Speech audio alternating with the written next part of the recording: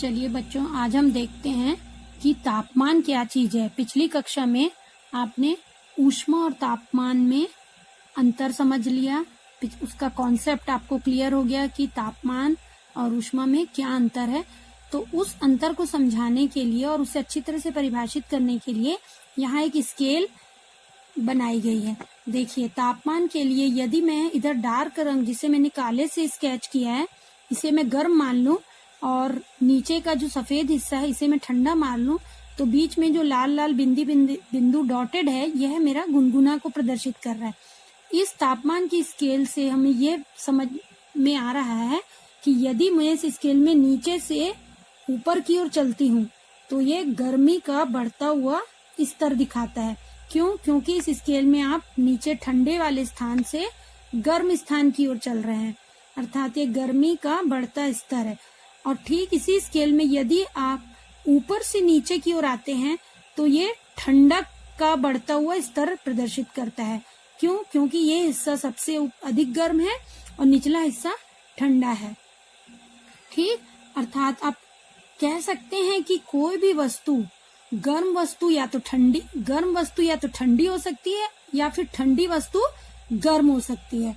अर्थात गर्माहट और ठंडक मापन के इस स्तर को ही हम क्या कहते हैं? वस्तु का तापमान कहते हैं। इस ग्राफ के द्वारा या इस स्केल के द्वारा आप ठंडक और गर्माहट को आसानी से समझा सकते हैं कि अर्थात एक गर्म वस्तु से ठंडी वस्तु में जिस अदृश्य गर्माहट का या फिर जिस ऊर्जा का स्थानांतरण होता है उसे ही हम ऊष्मा कहते हैं। और ऊष्मा के स्थानांतरण के पश्चात वो गर्म वस्तु पहले की तुलना में थोड़ी कम गर्म हो जाती है और जो ठंडी वस्तु है वो उस ऊष्मा को ग्रहण करके पहले की तुलना में थोड़ी कम ठंडी हो जाती है। अर्थात इसे आप ऐसे भी कह सकते हैं कि या तो सभी वस्तुएं गर्म होती हैं, कुछ अधिक गर्म और कुछ कम गर्म, या फिर आप इसे इस तरह से भी कह सकते हैं कि सभी वस्तुएं पूरी तरह से ठंडी होती, कुछ अधिक ठंडी और कुछ कम ठंडी। ओके, इससे आपको काफी कॉन्सेप्ट आपका क्लियर हुआ होगा कि तापमान क्या है और तापमान का स्थानांतरण किस तरह होता है। बच्चों, अब हम अपने नेक्स्ट टॉपिक पर आते हैं कि तापमान के पैमाने क्या हैं। जब हमने ऊष्मा और ताप में अंतर अच्छे से समझ लिया और हमें क्लियर हो गया कि ऊष्मा स्थानांतरण के पश्चात बहुत अधिक गर्म वस्तु के ताप में कमी आती है और जो ठंडी वस्तु है इसके ताप में वृद्धि होती है, तो हमें एक ऐसे मापक पैमाने की आवश्यकता महसूस हुई जो कि हमें ये बता सके कि कोई वस्तु कितनी गर्म है और कितनी ठंडी है। इसके लिए हमने कुछ स्केल्स निर्मित की, कुछ पैमाने बनाए। ये देखिए, यहाँ मैंने आपके लिए ड्रॉ किया है। ये है मेरा सेल्सियस सेंटीग्रेड पैमाना, जिसे हम सेंटीग्रेड स्केल भी कहते हैं। और ये इसी प्रकार एक और अन्य पैमाना है जिसे हम फ़ारेनहाइट पैमाना कहते हैं। इसे हम डिग्री फ़ारेनहाइट के द्वारा प्रदर्शित करते हैं। ये सेल्सियस स्केल, डिग्री सेंटीग्रेड इसे आप लिखते हैं। तीसरी स्केल है हमारी केल्विन स्केल, जो इसे हम के से प्रदर्शित करते हैं, जो बड़ी मात्रा में टेम्परेचर को शो करती है। सेल्सियस स्केल जैसे आप देख रहे हैं, इसमें आपको ये यहाँ पे गुंडी निकली हुई है तीनों स्केल में, जिसमें हम अधिकतर पारा भरा होता है। लेकिन हमारी प्रयोगशाला में कई प्रकार के तापमापी उपलब्ध हैं। जैसे इसमें यहाँ पे पारा भरा हुआ है, तो लेबोरेटरी में जो तापमापी या थर्मामीटर उपलब्ध हैं उसमें एल्कोहलिक भी हैं। एल्कोहलिक के साथ साथ आपका पारे वाले और भी थर्मामीटर आपके उपलब्ध हैं। सेल्सियस थर्मामीटर में आप चलिए यहाँ पे हम देखते हैं सेंटीग्रेड थर्मामीटर। सेंटीग्रेड थर्मामीटर में हमारा जो पहला बिंदु है, निम्नतम बिंदु है, उसको हमने माना है 0 डिग्री सेंटीग्रेड, और जो हमारा उच्चतम बिंदु है वो है 100 डिग्री सेंटीग्रेड। अर्थात ये सेंटीग्रेड स्केल में आप तापमान को 0 से 100 डिग्री सेंटीग्रेड ही प्रदर्शित कर सकते हैं। 0 और 100 के बीच में 100 डिग्री का अंतराल आपको यहाँ स्पष्ट दिख रहा है।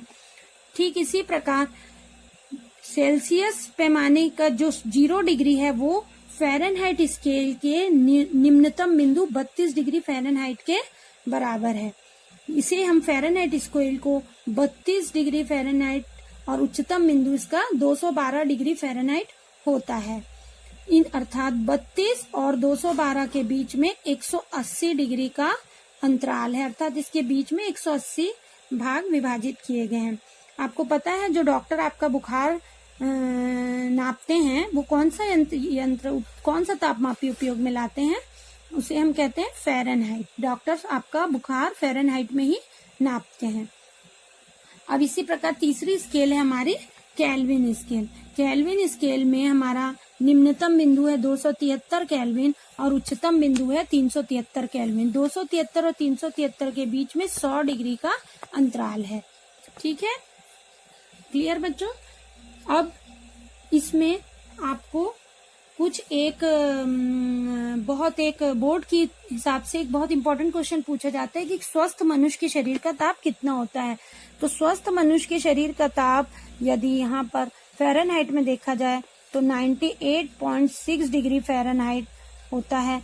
सेम यही टेम्परेचर यदि मैं सीध में लूं तो सेंटीग्रेड स्केल में 37 डिग्री सेंटीग्रेड होता है और यदि केल्विन स्केल में नापा जाए तो इसका मान होता है 310 केल्विन। क्लियर।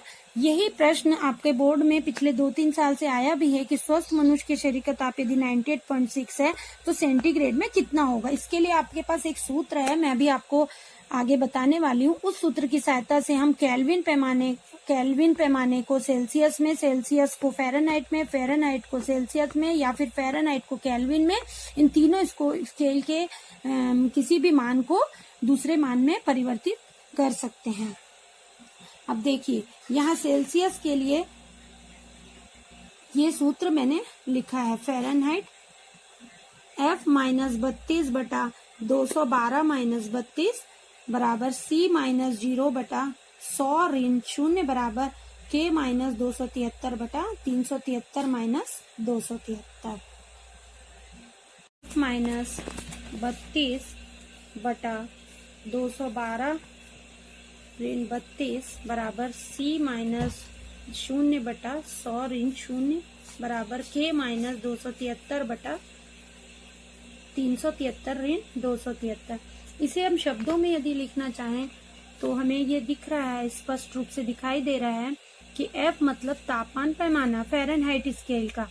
F तापमान पैमाना ऋण 32 अर्थात निम्नतम बिंदु। F-32 तापमान पैमाना ऋण निम्नतम बिंदु बटा 212 फ़ारेनहाइट स्केल का उच्चतम बिंदु है। ये देखिए 212 उच्चतम, 212 माइनस 32 अर्थात F-32। F फ़ारेनहाइट तापमान की स्केल माइनस निम्नतम F-32 बटा 212 माइनस 32। ये शाब्दिक अर्थ में सूत्र हुआ तापमान पैमाना माइनस निम्नतम बिंदु बटा उच्चतम माइनस निम्नतम बिंदु। इसी प्रकार दूसरी सेंटीग्रेड स्केल के लिए तापमान पैमाना देखो C माइनस निम्नतम बिंदु सेंटीग्रेड स्केल का 0 बटा 100 माइनस 0 उच्चतम बिंदु माइनस निम्नतम बिंदु। ये देखिए सेंटीग्रेड स्केल में उच्चतम बिंदु 100 ऋण निम्नतम बिंदु 0 और ऊपर सूत्र के हिसाब से C माइनस 0 यानी तापमान पैमाना C माइनस निम्नतम, यानी तापमान पैमाना माइनस निम्नतम बिंदु बटा उच्चतम माइनस निम्नतम। बस यहाँ आप ये याद रखेंगे कि ये वाला जो पहला वाला सूत्र है वो प्रथम तापमापी का है, प्रथम तापमापी, और ये द्वितीय सूत्र है ये उसकी तुलना में है जिस तापमापी का ताप दूसरे तापमापी की स्केल में बदल रहे हैं। ये द्वितीय तापमापी के लिए है ये वाला फार्मूला। ठीक है। और एक बात और खास आप नोट कर रहे हो, आपने नोट किया होगा कि सेंटीग्रेड स्केल में मैं डिग्री सेंटीग्रेड से शो कर रही हूँ। देखिए 0 डिग्री सेंटीग्रेड, 100 डिग्री सेंटीग्रेड, उसी फ़ारेनहाइट में 212 डिग्री फ़ारेनहाइट, निम्नतम 32 degree Fahrenheit. But kelvin scale में हम डिग्री नहीं लगा रहे हैं, केल्विन स्केल में डिग्री नहीं होता। 273 केल्विन या 300 और उच्चतम बिंदु 373 केल्विन और स्वस्थ मनुष्य का 310 केल्विन। हो सकता है कि आपको एक बोर्ड के एग्जाम में पूछ ले कि 98.6 फ़ारेनहाइट है तो सेंटीग्रेड में कितना होगा, तो आप सूत्र के माध्यम से बताएंगे 38 डिग्री। हो सकता है पूछ ले कि केल्विन स्केल में उसका मान कितना होगा तो 310।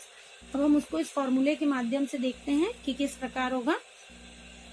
अब देखिए ये हमारा सूत्र मिल गया कि F माइनस 32/212 ऋण 32, क्योंकि फ़ारेनहाइट स्केल में उच्चतम बिंदु 212 है, निम्नतम बिंदु 32, और ऊपर सूत्र के हिसाब से तापमान पैमाना ऋण निम्नतम बिंदु F माइनस 32। उसी प्रकार सेंटीग्रेड में C माइनस 0/100 माइनस 0, केल्विन में K माइनस 273, केल्विन स्केल का न्यूनतम देखो 273 है, इसलिए K माइनस 273/373 ऋण 273। अब इसे हमने सॉल्व किया, देखो F माइनस 32 में बटा 212 में से अब 32 घटाएंगे 180, उसी प्रकार C/100 0 यहाँ हट गया। ठीक है, इसी प्रकार आप केल्विन स्केल में भी निकाल सकते हैं। K minus 273/373 minus 273 mean 100, kelvin में भी K ऋण 273/100, अर्थात जब इसमें हम भाग देंगे और अधिक सॉल्व करेंगे तो F माइनस 32/9 बराबर C/5। 20 से भाग दे दिए, 20 पंचे 100, 20 9 180। ये आपका फॉर्मूला बन गया, इसे आप याद रखेंगे। ये कन्वर्सेशन के लिए इस फॉर्मूले का आप उपयोग करेंगे। अभी हमने यहाँ एक सूत्र फॉर्मूला देखा, F माइनस 32/9 बराबर C/5। इसे आप लोग कंटेस्ट कर लेंगे। यह सेल्सियस पैमाने को फ़ारेनहाइट में कन्वर्ट करने के लिए, फ़ारेनहाइट को सेल्सियस में बदलने के लिए आपको इसकी आवश्यकता पड़ेगी। अब कक्षा कार्य के अंतर्गत मैं आपको एक छोटा सा गणित यहाँ बना के दिखा रही हूँ, फिर आप होमवर्क में एक दूसरा गणित दूंगी जिसे आप अगली कक्षा में करके रखेंगे। देखिए प्रश्न है कि यदि कमरे का तापमान 0 के है तो सेल्सियस पैमाने में उसका तापमान कितना होगा। देखिए अब हमें कौन कौन सी स्केल दी गई है, एक केल्विन स्केल और एक सेल्सियस स्केल।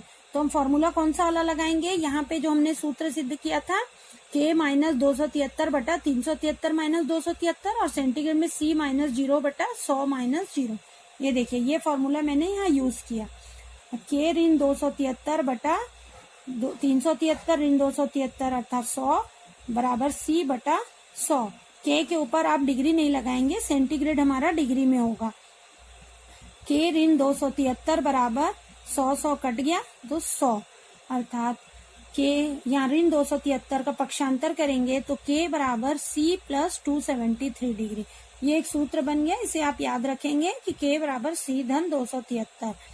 अब गणित में आपको दिया गया है कि कमरे का तापमान 0 K है, तो यहाँ K बराबर 0। अब यहाँ K की जगह पे 0 रख दिया तो 0 ऋण 273 बराबर C, अर्थात C बराबर ये हो गया हमारा माइनस 273 डिग्री सेंटीग्रेड।